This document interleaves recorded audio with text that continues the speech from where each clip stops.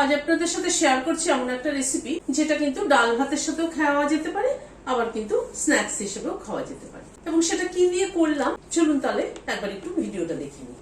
এখানে আমার হাতের মুঠে এক মুঠ মুসুরি ডাল ভালো করে ধুয়ে ঘন্টা 2-3 মতো ভিজিয়ে রেখেছিলাম। একটা গ্রাইন্ডিং জার নিলাম, তাতে ডালটা দিয়ে দিলাম। খুব কম পরিমাণ জল দিয়ে একটা পেস্ট তৈরি করে নেব, কারণ ডালের পেস্টটা কিন্তু একটু ঠিক হতে হবে। একটা আলু নিয়েছি, আলুটাকে ছোট দিকটা দিয়ে গ্রেট করে নিচ্ছি।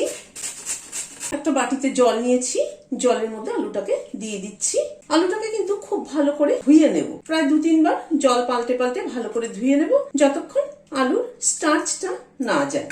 আলুটাকে ভালো করে ধুয়ে চিপড়ে নিয়েছি একদম। এবারে ডালের পেস্টটা এর মধ্যে দিয়ে দিচ্ছি। ডালটা পেস্ট করার সময় কিন্তু আমি আর জল ব্যবহার করিনি, ডালের মধ্যে যেটুকু জল লেগেছিল তাই দিয়ে পেস্টটা করে নিয়েছি। এখানে একটা পেঁয়াজ কুচিয়ে নিয়েছি, সেটা দিয়ে দিলাম। দুটো কাঁচা লঙ্কা কুচিয়ে নিয়েছি, দিয়ে দিলাম। নুন দিলাম হাফ চামচের একটু কম, সামান্য পরিমাণ একটু হলুদ দিলাম। চাট মশলা দিলাম হাফ চামচ, আমচুর পাউডার দিলাম হাফ চামচ, একটা ডিম দিয়ে দিলাম।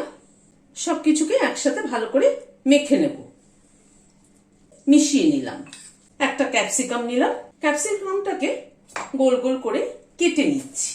এইভাবে গোল গোল করে কেটে নিলাম। এই মাঝখান থেকে এটাকে বীজটাকে সরিয়ে দিচ্ছি। এইভাবে রিং এর মতো করে ক্যাপসিকামটাকে কেটে নিলাম। গ্যাসে একটা প্যান বসিয়েছি, প্রথমে ক্যাপসিকামের রিং গুলো দিলাম, দিয়ে এই মিক্সচারটা মাঝখানে দিয়ে দিচ্ছি। এভাবে চেপে চেপে পুরো গ্যাপটাকে ভালো করে ফিল আপ করে দিতে হবে কিন্তু। এবার সাইড দিয়ে একটু তেল দিয়ে দিচ্ছি, ওপর দিয়ে অল্প তিল ছড়িয়ে দিচ্ছি। এই তিলের ফ্লেভারটা কিন্তু ভীষণ ভালো লাগবে। তিলটা যখন ভাজা ভাজা হয়ে যাবে তখন কিন্তু ক্রাঞ্চি ভাবও একটা লাগবে এবং ফ্লেভারটাও কিন্তু দারুণ সুন্দর হবে। মিনিট 2-3 মতো একটা দিক ভাজা হলো, এবার উল্টে দিচ্ছি।